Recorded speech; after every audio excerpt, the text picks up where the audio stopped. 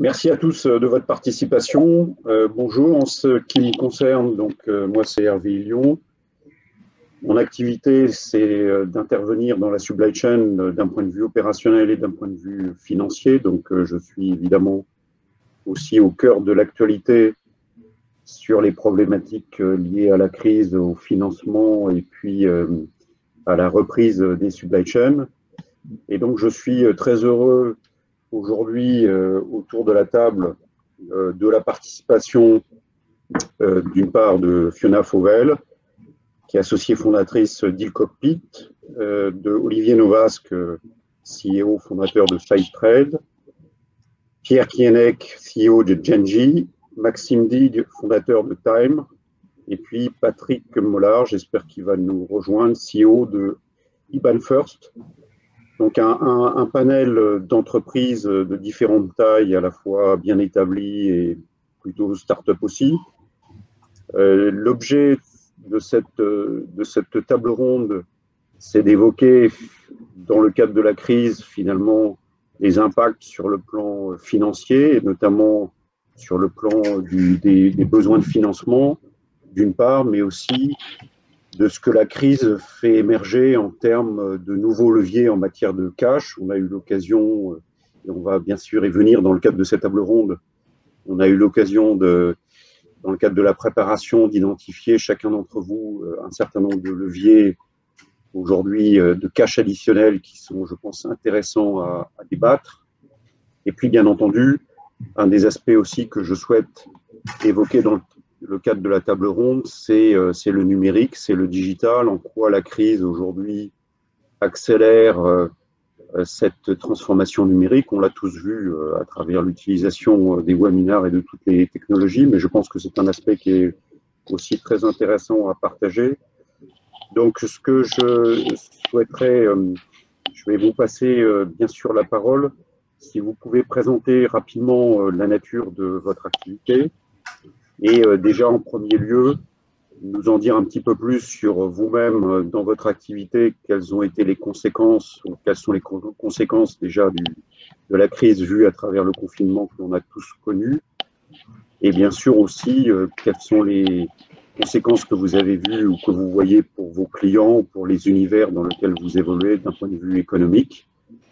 Et puis on viendra ensuite sur les aspects que j'évoquais, les leviers de cash et les besoins de financement. Fiona, je vais commencer par vous.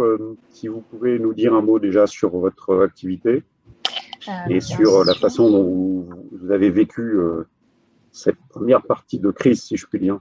C'est ça.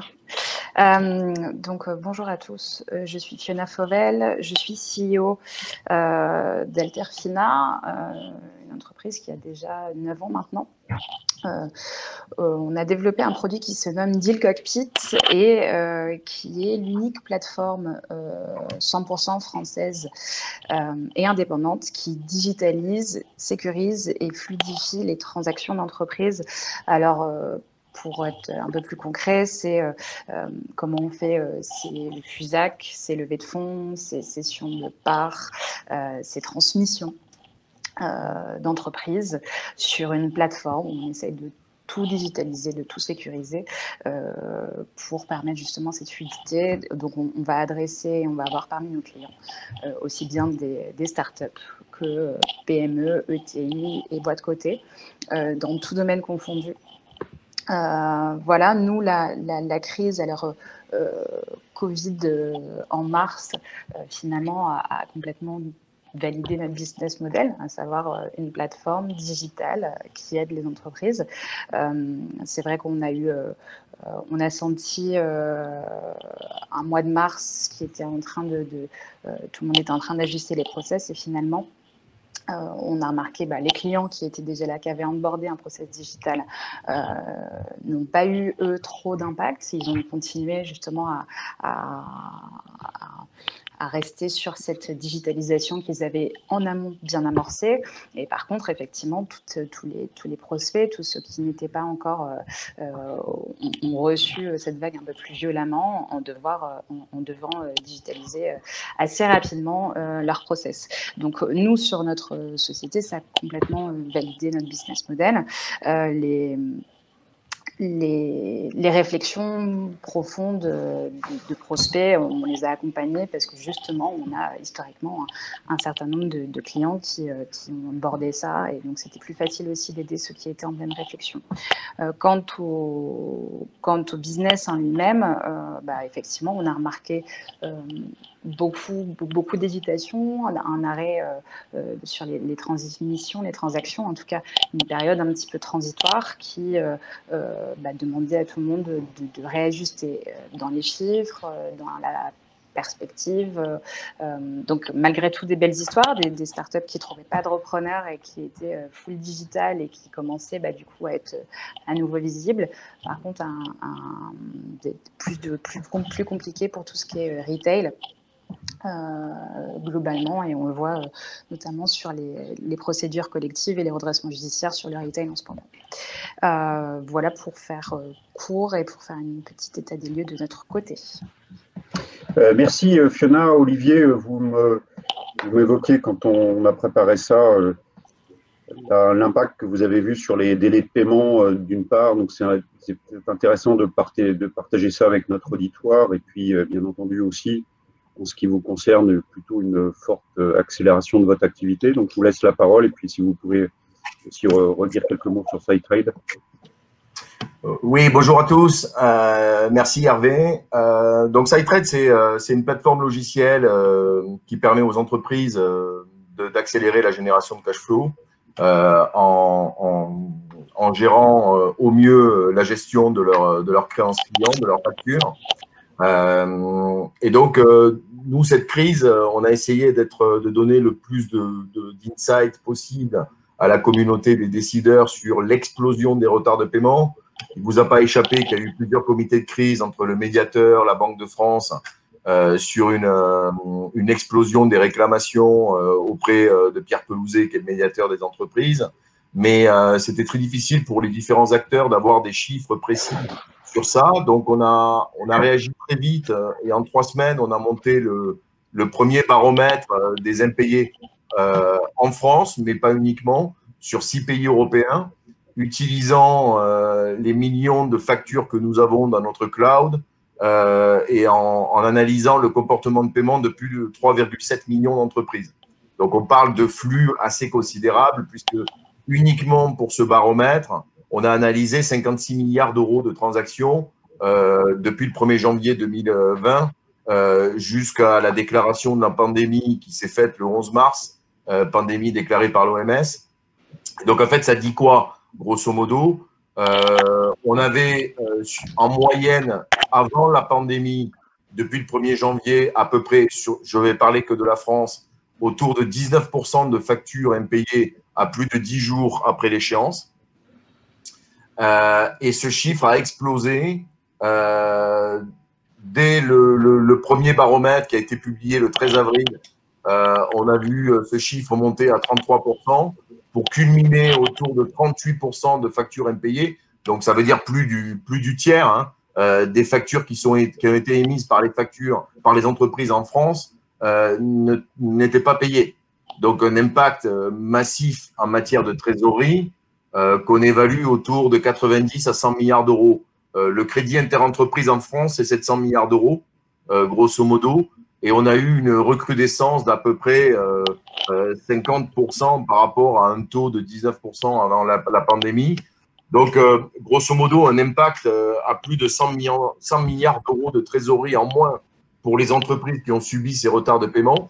Donc, c'est considérable, c'est à mettre en perspective avec le PGE de 300 milliards d'euros, dont à peu près 90-100 milliards d'euros ont été débloqués. Donc, on voit bien que l'impact sur la trésorerie des entreprises a été absolument incroyable pour des tas de raisons dont on pourra revenir quand on parlera de la digitalisation après. Donc, aujourd'hui, pour dresser un dernier état des lieux sur ce baromètre qu'on publie toutes les semaines avec BFM Business, en partenariat avec BFM, on est redescendu, si j'ose dire, à juste en dessous de 30%. Donc, on est loin encore des 19%. 30%, on est à 29% sur le dernier baromètre qui a été publié mercredi dernier. Donc, ça veut dire que 29% des factures sont toujours en souffrance plus de 10 jours après leur date d'échéance. Donc, voilà pour dresser un petit peu l'état des lieux de l'impact du Covid que nous, on a mesuré dans une approche data-driven sur les impacts occasionnés pour les entreprises françaises qui ont subi. Donc, au niveau européen, UK est en tête avec 38-39% encore aujourd'hui. Et la France se hisse à la deuxième place de ce malheureux palmarès qui fait tant souffrir les fournisseurs pour récupérer leur cash. Donc voilà, je vais faire assez court sur le sujet. Merci. Oui, c'est des informations très, très intéressantes à partager. Surtout depuis on se bat depuis des années sur les retards de paiement, et Pierre Pauluzet, que vous avez mentionné en particulier aussi, sont en effet effectivement un des champions pour le combattre, malheureusement. C'est vrai quand on voit les chiffres que vous évoquez, c'est-à-dire presque 100 milliards d'euros par rapport au PGE, c'est tout à fait symptomatique. Je vais me tourner vers vous, Pierre, parce que vous avez aussi un autre point de vue tout à fait intéressant à partager, d'autant plus que vous êtes, si j'ai bien compris, dans la dématérialisation des notes de frais. Donc pendant les 3 ou 4 mois, vous avez dû voir une baisse d'activité assez significative dans les entreprises. Est-ce que vous pouvez nous en parler un peu plus? Oui, bien sûr. Nous, effectivement, on est une solution de gestion de dépenses professionnelles qui est basée sur l'intelligence artificielle, avec du 100% de dématérialisation. Et notre core business, c'est toute la partie plateforme d'analyse des données automatisées. Donc, comment arriver à extraire un ROI de professionnel. Ça peut être aussi bien la TVA, ça peut être l'optimisation fiscale multi-pays, etc. Toutes ces différentes choses, voire simplement, entre guillemets, si on peut dire ça, du cost-cutting, etc. Donc, nous, on a un segment de vente qui est grand compte UTI. Donc, évidemment, ça va teinter mon analyse. Nous, déjà, de façon générale, alors sur la période, effectivement, donc, il y a une baisse de notes de frais, évidemment. Je dirais qu'il y a deux grands cas dans nos clients. Il y a 2 clusters. Le premier, c'est ceux qui vont avoir de la note de frais qui est plutôt autour du voyage, du travel, qui, eux, ont vu donc effectivement une baisse drastique. Et vous allez avoir des comptes qui sont, donc par exemple, si je prends un exemple du première catégorie, ça va être par exemple les sociétés de conseil. Les sociétés de conseil, c'est classique dans le cas. Et vous allez avoir des secteurs qui ne sont pas du tout affectés. Donc, qui ont de la note de frais, qui est de la note de frais généralement de la mission, du déplacement, mais je veux dire type par exemple industrie électrique et gazière, où de façon générale, il n'y a aucun impact pour eux en termes d'intervention, en termes de travail. Donc pour le coup, vous avez quand même 2 clusters de sociétés, celles qui sont affectées, celles qui ne sont pas affectées. Donc là-dessus, nous, c'est vrai que si on prend simplement nos chiffres de vente, effectivement, dans deux segments, c'est vrai que les deals ETI en fait ont été beaucoup repoussés. Malgré finalement le fait que la dématérialisation puisse pousser des gens à signer plus vite que d'habitude. Par contre, on a effectivement un shift qui fait qu'on a énormément vendu de produits d'analyse de données à nos clients existants, qui fait qu'au final, on est sur notre track de multiples annuels. Et ça, effectivement, on voit qu'il y a une vraie prise de conscience de la volonté d'être meilleure pour l'analyse de données et donc d'être plus proactif, on va dire, aussi bien sur du cost-cutting que sur de la compréhension précise de la dépense, qui est quand même le deuxième budget contrôlable après les salaires. Donc, il y a un vrai shift. Après, je dirais qu'en termes d'impact société, je pense que c'est une image que je trouve assez amusante. Finalement, c'est comme la Formule 1, même si ce n'est pas forcément un sport que j'apprécie beaucoup, mais vous avez finalement tous ces moments où il y a un arrêt pour toutes des raisons techniques. Vous avez une pace car et tout le monde est derrière. Au final, j'ai l'impression que c'est un petit peu ça. Nous, en tout cas, dans notre segment qui est un SaaS B2B Enterprise, on a un vrai sentiment aussi que globalement, pour tous ceux qui doivent faire, on va dire, leur x3 annuel en termes de target, x3 revenus récurrents. Aussi un coupon qui va être très agressif en termes de budget, en termes de réacquisition clients et autres. Donc ça va être une année fiscale assez intéressante, je pense, en termes de shift de vente effectivement là-dessus. Merci. Je vais me tourner vers Maxime, puisque j'ai compris que vous êtes sur un segment qui est particulièrement fragilisé, en intervenant plutôt sur des petites entreprises, des TPE ou des petites PME.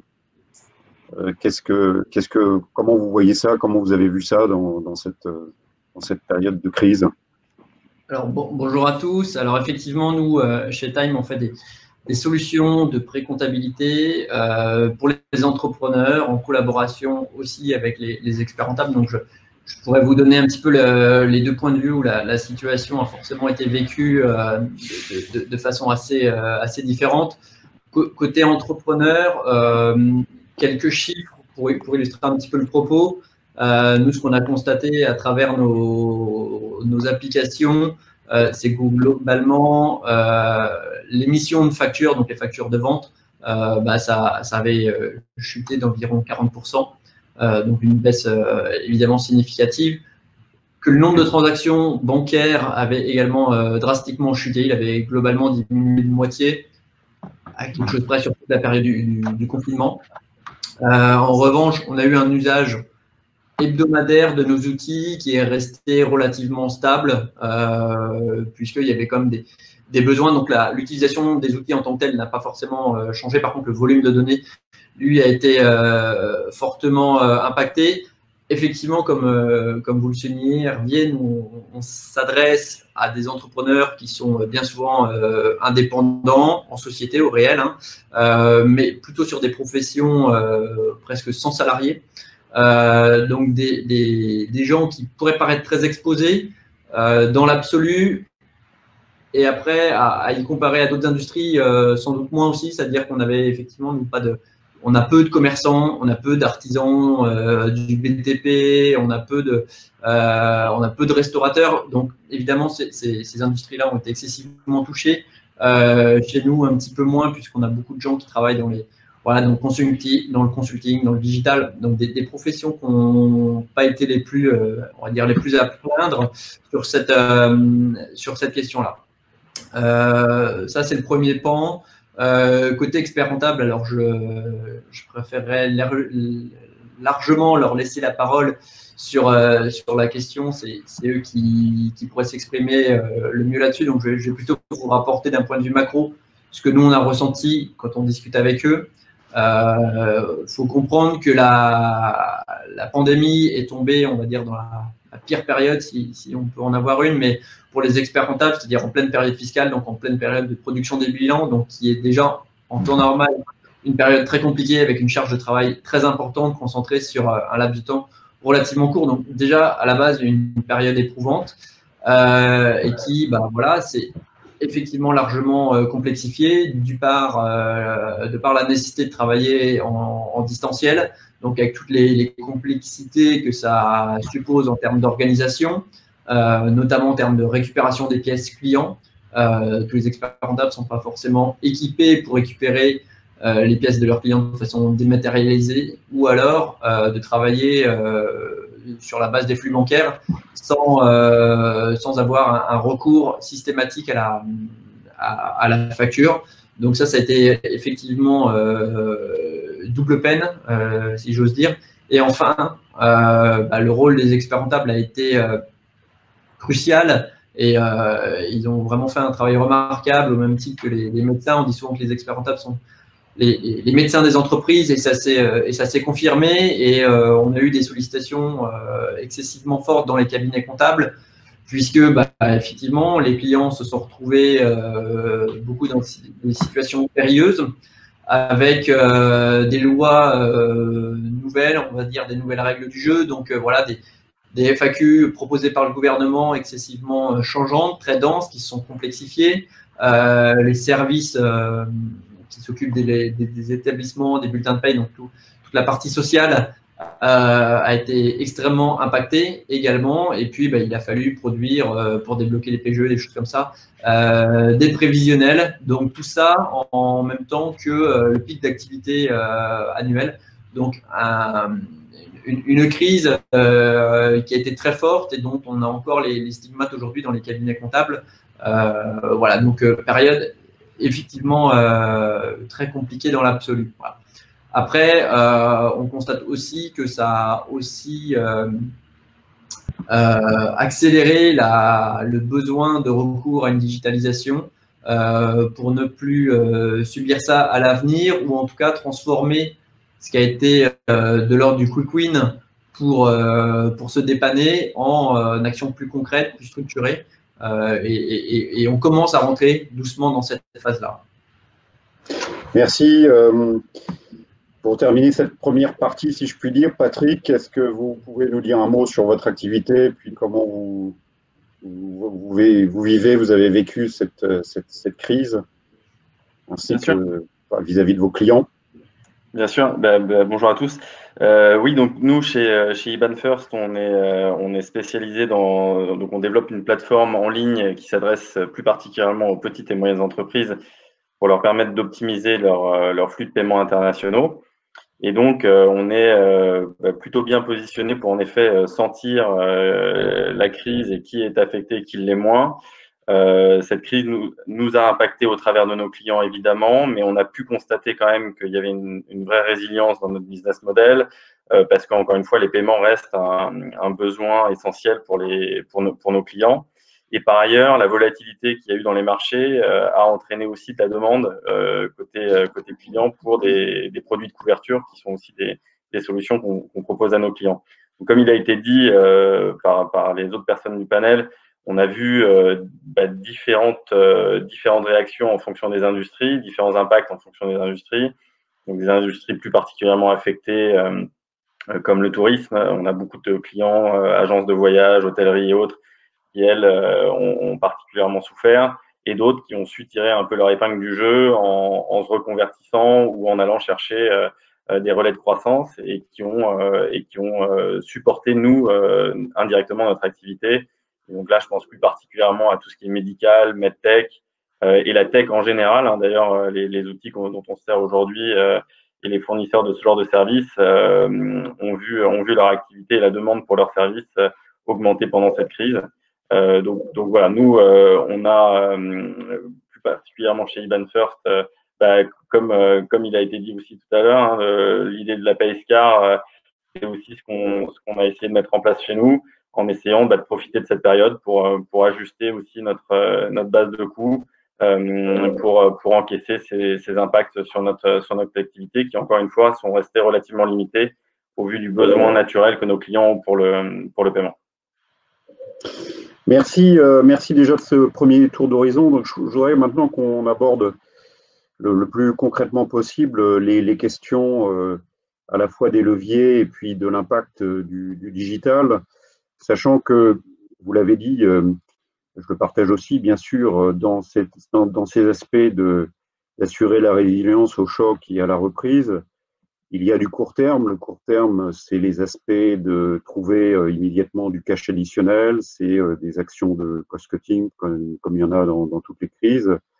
Il y a également, évidemment, fort heureusement, les liquidités qui ont été dégagées à travers le PGE pour toutes les entreprises.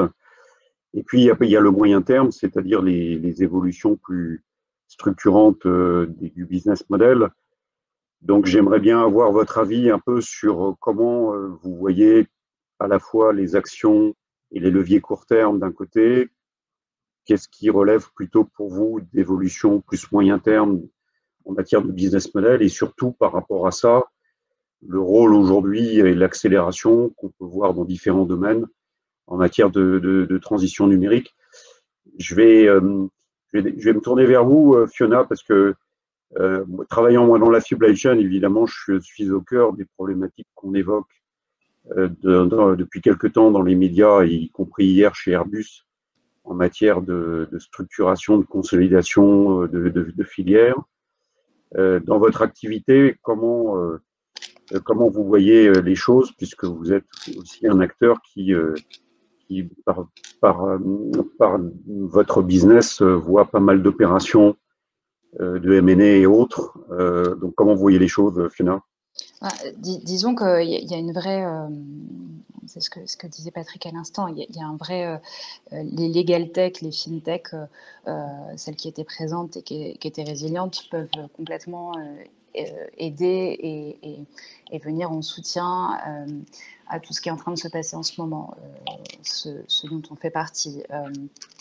Globalement, je pense qu'on n'a pas encore suffisamment de recul.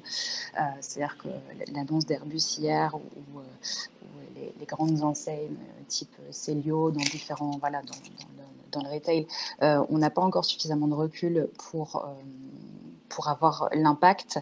En revanche, le besoin de cash va être maintenant. Donc, c'est vrai que on remarque que les opérations qui pouvaient être en discussion s'accélèrent beaucoup.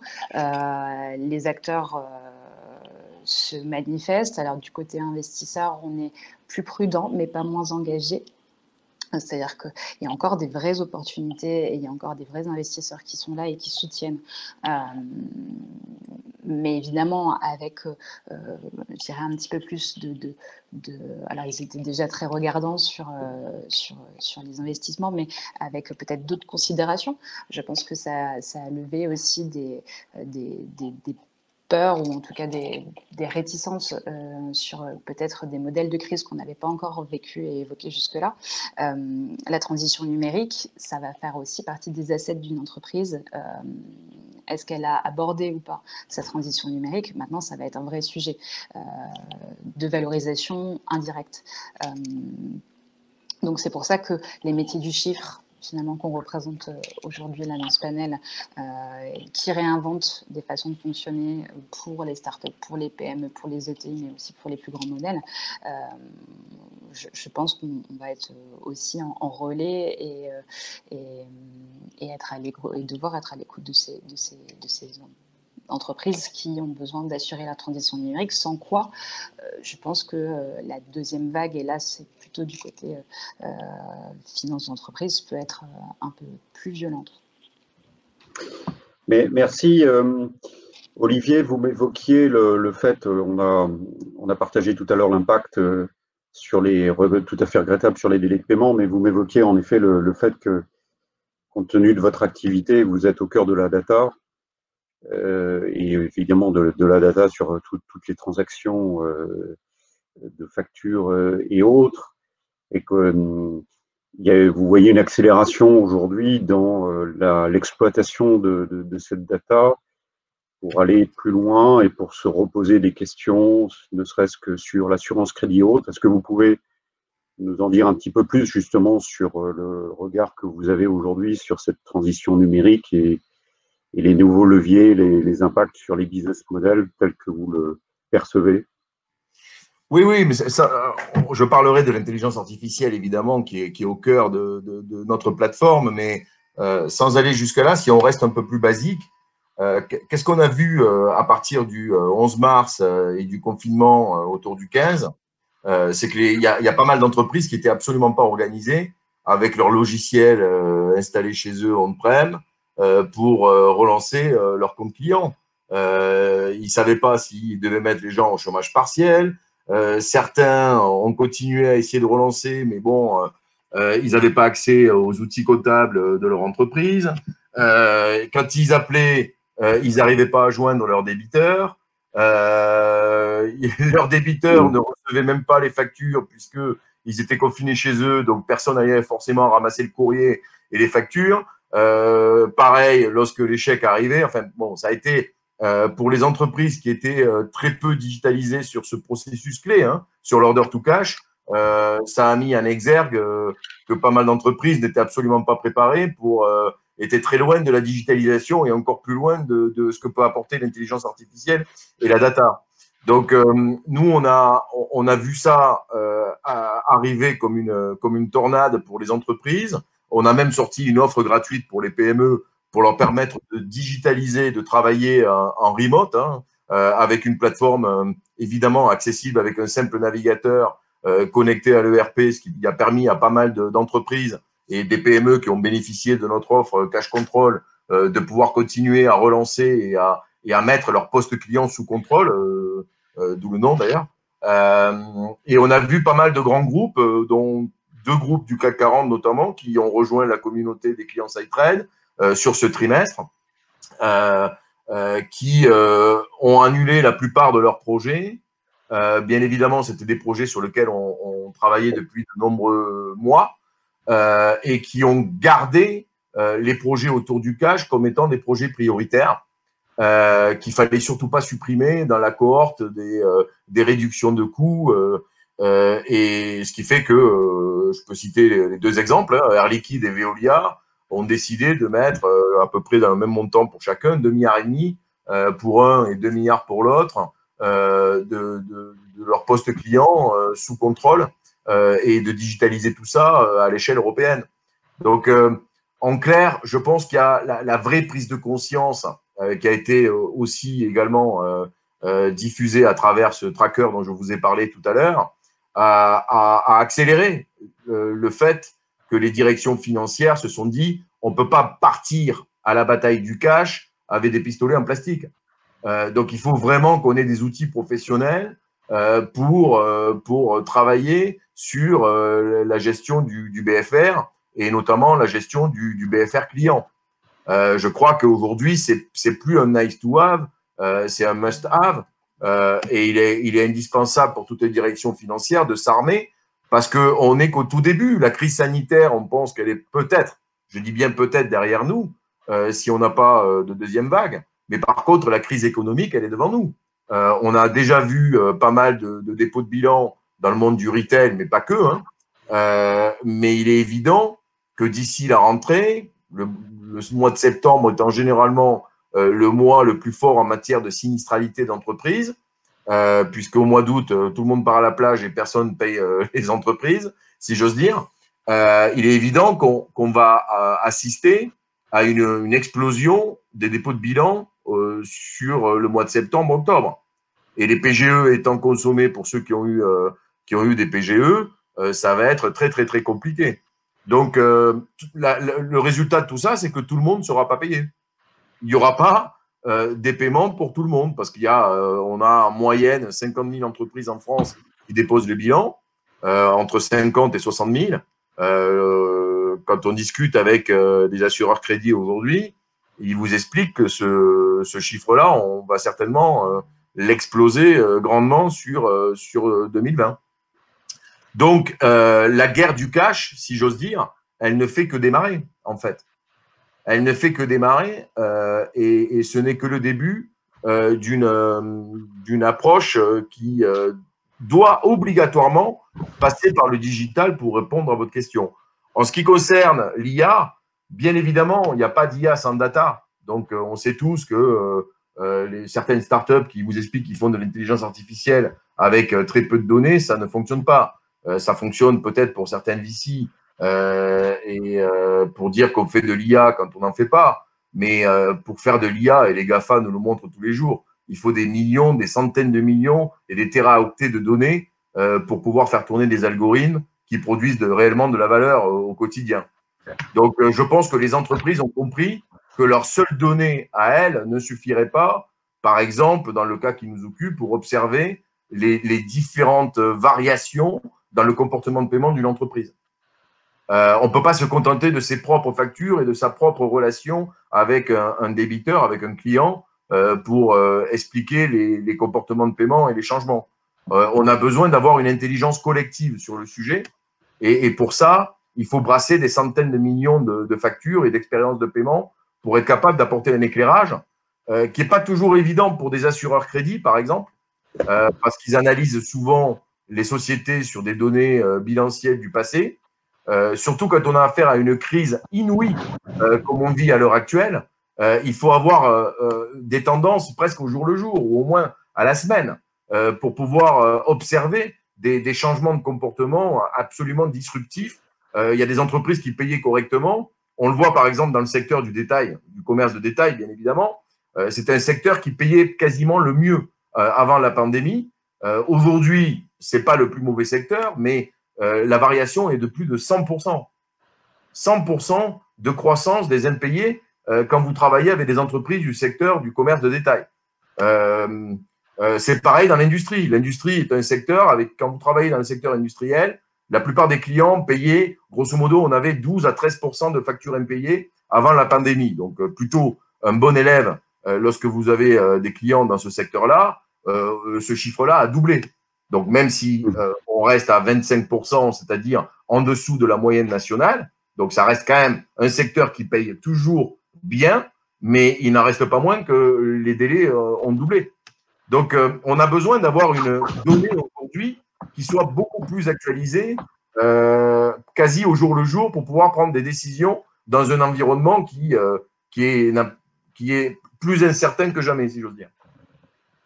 Oui, merci. Je rebondis d'ailleurs sur 2 points que je vois dans mon activité où j'interviens sur les filières industrielles.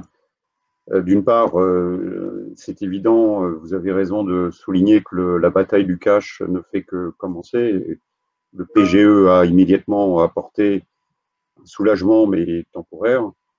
Et puis, s'agissant du BFR, évidemment, moi, je travaille sur des BFR dont une grosse partie est en stock, et pas uniquement sur le client. Et donc, aujourd'hui, dans les filières industrielles, on a un très gros problème de financement des stocks. D'autant plus, effectivement, que, vu le ralentissement, beaucoup d'entreprises et beaucoup de fournisseurs aujourd'hui se trouvent chargés avec des stocks. Et donc, on a un double effet à la fois de cash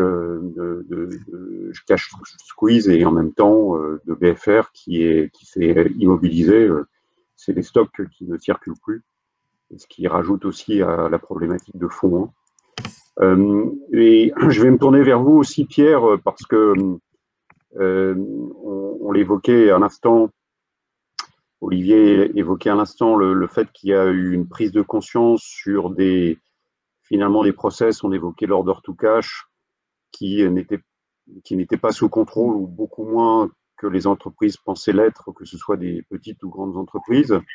Est-ce que vous partagez ça aussi par exemple, si on revient sur les notes de frais qui sont comme un poste assez important, évidemment chez les consultants, ça c'est sûr, mais dans pas mal d'entreprises, et qui est sur le fait aussi qu'il y a une prise de conscience là-dessus et que la data et les leviers, il y a des leviers aussi à mettre à exploiter sur ce poste-là. Ouais, alors je suis effectivement très aligné. D'abord, je vais commencer peut-être faire pour quand même situer ça aussi dans le contexte même marketing. Je trouve que dans les fintech, la finance d'entreprise n'a jamais été très cool ni très poussée. Il y a toujours eu plus de néobanques, d'insurtech, etc., qui sont vraiment les trucs qui sont tout le temps pointés du doigt comme les top fintech. Je trouve qu'en France, en plus, on a une vraie culture de fintech d'entreprise. On a SideTrade, Kiriba, Neoxam, etc. On a des très, très belles boîtes en France. Et c'est intéressant de voir que ça redevient, tout d'un coup, les fondamentaux, la bonne trésor, du bon cash management deviennent quand même un petit peu plus importants. Donc, je suis tout à fait d'accord que déjà, première chose, il y a énormément de process qui ont été un petit peu, si vous me pardonnez l'expression, freestylés pendant des années, en ajoutant plus de gens en back-office, en faisant pas mal de choses pour finalement compenser l'absence complète de visibilité précise et day-to-day, parce que je reviendrai dessus, je pense que le côté temps réel et situation temps réel devient primordial dans ce type de situation.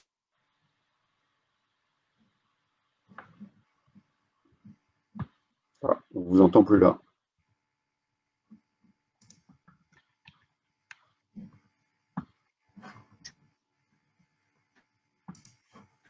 Pierre ?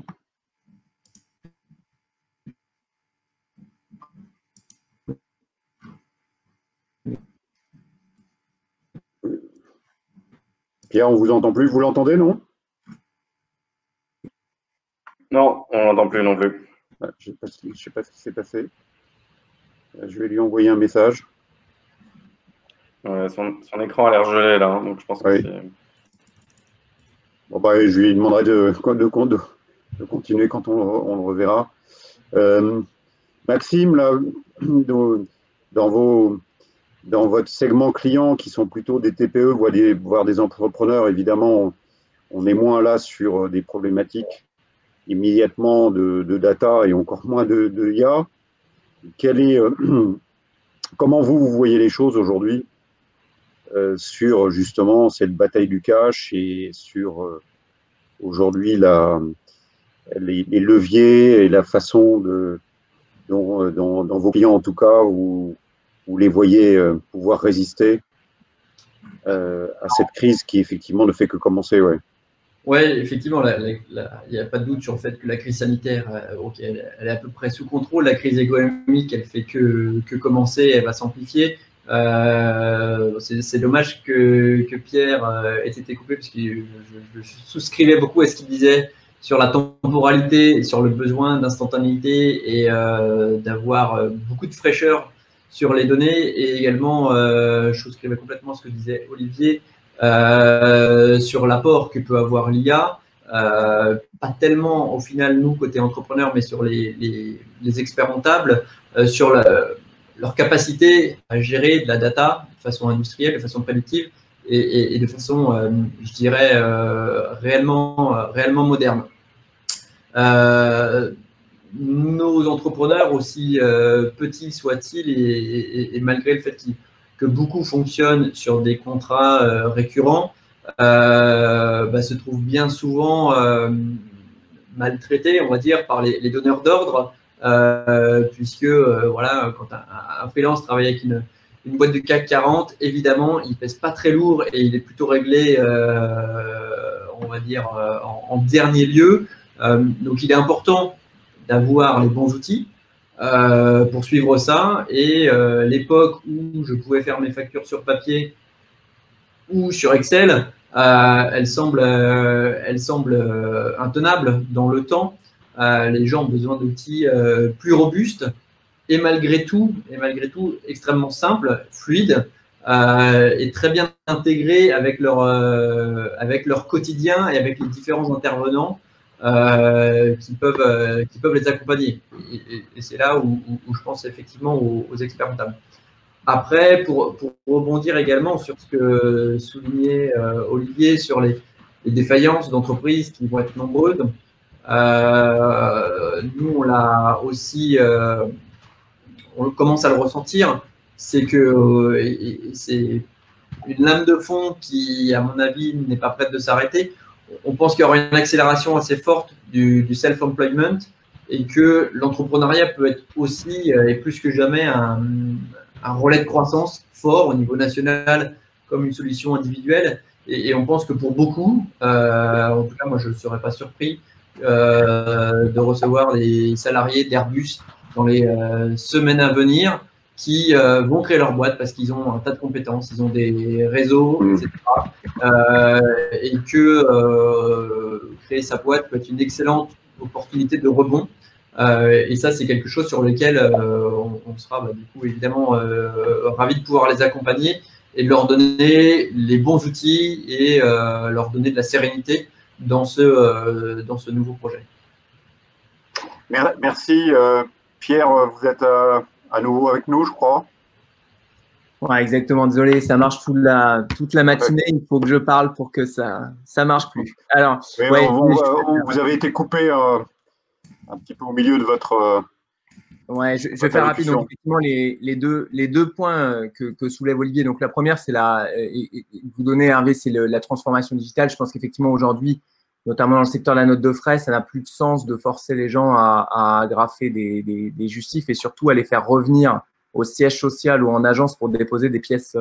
Donc déjà, ça c'est une première chose, c'est qu'effectivement la dématérialisation devient de plus en plus obligatoire. Finalement, à mon avis, elle suit à peu près le même cycle que ce qui s'est passé dans le bulletin de salaire il y a quelques années. Et au final, je crois que c'est aujourd'hui, enfin nous en tout cas, c'est 100% de nos clients qui s'équipent de solutions d'archivage à vocation probatoire comme Genji Vault. Le second truc, c'est sur l'analyse de données. Donc, l'analyse de données, je pense qu'effectivement, il y a une première chose, c'est que, bon, malheureusement, on le sait tous, il va y avoir effectivement du chômage, il y a de l'activité partielle, etc. Les directions finances doivent quand même faire quasiment plus avec moins. Donc, il y a une première contrainte assez forte finalement. Et je dirais que la note de frais, c'est un secteur où finalement, on a toujours demandé au contrôle gestion de chercher des aiguilles dans des boîtes de foin. Donc, bien sûr, la fraude, mais aussi les anomalies, les erreurs, etc. Tout ce qui va faire que les données qui vont être synchronisées dans le RP de la société vont être de moindre qualité. Donc, au final, tous ces sujets-là sont effectivement des sujets qui sont très bien traités par des mécanismes d'intelligence artificielle, avec évidemment de l'humain tout de même en contrôle, puisque le but, c'est finalement de passer d'une approche qui est réactive. Donc, classiquement, vous avez des humains qui font des requêtes sur les données et qui en déduisent si c'est OK, pas OK, etc. Donc, c'est finalement l'approche assez Excel. Je m'exporte mes lignes, je vérifie, etc. Je fais tourner macro. Et on passe finalement à un système qui est un système réactif, où l'intelligence artificielle ou d'autres mécanismes, d'ailleurs, du scoring pur, classique, statistique et autres, va vous sortir un certain nombre de transactions qu'elle considère comme compliquées ou anomalies, etc. Et en tant qu'humain, vous allez pouvoir effectivement vous décider et feeder aussi, donc donner finalement votre retour au système pour qu'il s'améliore. Donc après, je rejoins effectivement Olivier. Je pense que tout le monde parle d'IA, mais peu en font. Ça, c'est la triste réalité. Nous, par exemple, je donne cet exemple dans notre secteur, mais on est les seuls à offrir un plan gratuit. Donc, on est aussi tout à fait dans la même optique que ce que dit Olivier, c'est-à-dire que on est toujours très étonné que les gens puissent avoir suffisamment de millions de tickets par mois sans plan gratuit pour arriver à être capable de scorer et d'être suffisamment smart sur la donnée. Mais ça, c'est une chose. Donc, voilà. Donc, je pense qu'effectivement, les deux choses, c'est la démat, effectivement, et la donnée et le traitement de données qui vont devenir le cœur, le nerf de la guerre pour les prochaines choses. Nous, on le voit si on prend des exemples très précis. Donc, vous avez évidemment la fraude où voilà, il y a forcément un push. Vous avez une volonté des directions finances de régler ce problème finalement. C'est le bon moment. Et vous avez toutes les sortes de choses spécifiques qu'on peut analyser. Donc, je vais en prendre un exemple qui est AdvisorFX, par exemple, chez nous, qui est l'analyse de tous les frais fixes et de tous les frais, les FX, les taux de change qui sont appliqués sur les transactions de vos cartes d'affaires, par exemple. C'est des choses, des analyses automatisées qui, classiquement, étaient faites peut-être une fois par an par quelqu'un en contrôle G qui va essayer d'avoir des données, etc. Donc là, l'intérêt, c'est effectivement d'aller chercher en permanence toutes ces informations-là, de les scorer et d'avoir une discussion avec ses fournisseurs qui est étayée par des vraies données. Et comme le disait Olivier, de plus en plus en temps réel. Donc, de la même manière qu'aujourd'hui, avoir un trou de TVA déductible où on sait qu'à la fin du mois, quelle est la TVA déductible sur les notes de frais, c'est plus possible. On a envie d'avoir une vision temps réel qui, dans certains secteurs, existait déjà. Par exemple, dans le BTP, il y a énormément de sociétés qui payaient les notes de frais les semaines, puisque les gens avaient des petits salaires et avaient des notes de frais qui étaient importantes. Donc, voilà. Donc, on a vraiment, je dirais, une volonté d'aller de plus en plus vers le temps réel dans l'analyse de données pour être de moins en moins, je dirais, dans un trou du mois et se réveiller à la fin du mois avec une ardoise. Donc, ça, c'est un vrai changement de fond. Merci, Pierre. Pour terminer, Patrick, en partie, il y a aussi une question là qui nous est posée pour savoir si je crois que vous avez répondu sur d'autres solutions de financement pour les PME, mais je vous laisse rebondir de votre côté sur ce qu'on vient de dire, sur la nécessité du temps réel, sur l'utilisation de l'IA. Qu'en est-il de votre côté? Comment vous voyez les choses?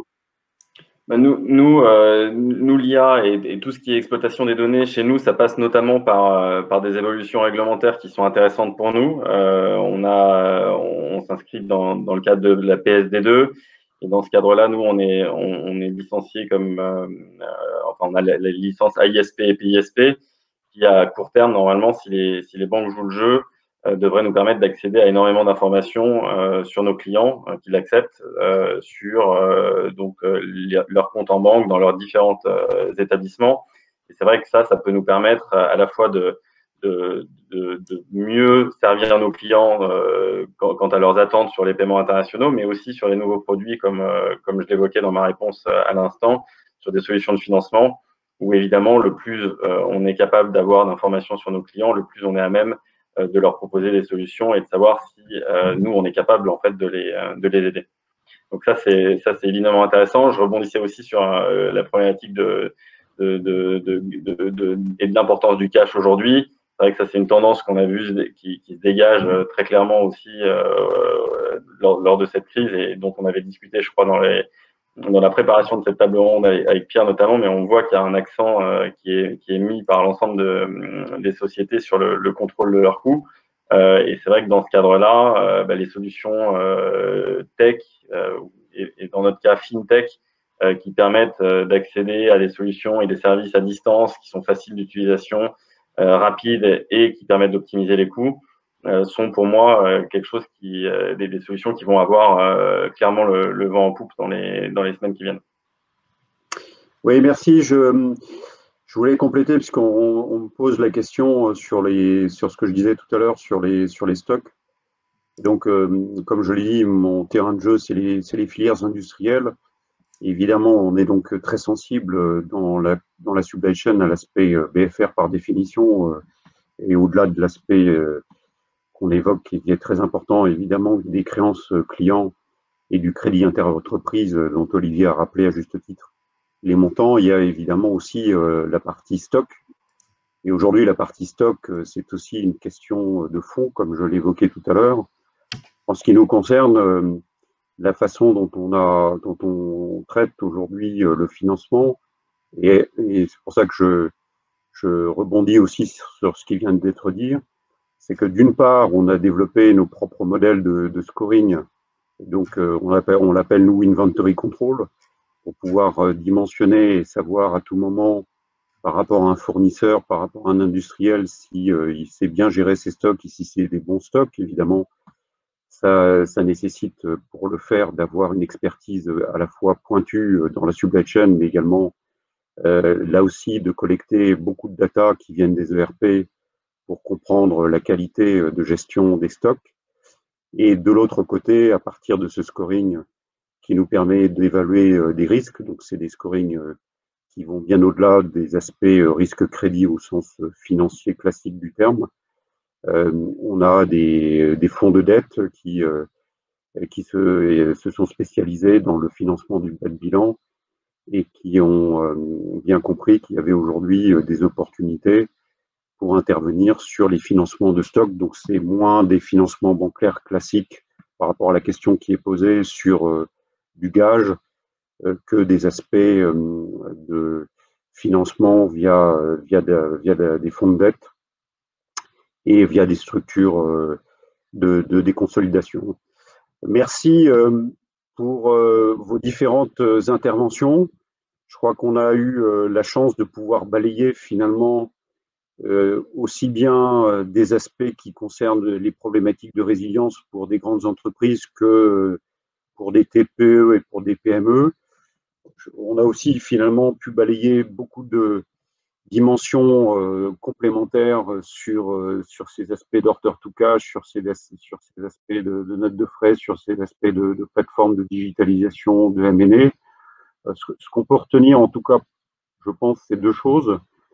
La première, c'est que clairement, la crise a fait prendre conscience, finalement, petites ou grandes entreprises, qu'il y a quand même pas mal de processus, contrairement à ce qu'on pouvait penser, qui ne sont pas nécessairement autant sous contrôle que ça, et en particulier quand il a fallu travailler en remote.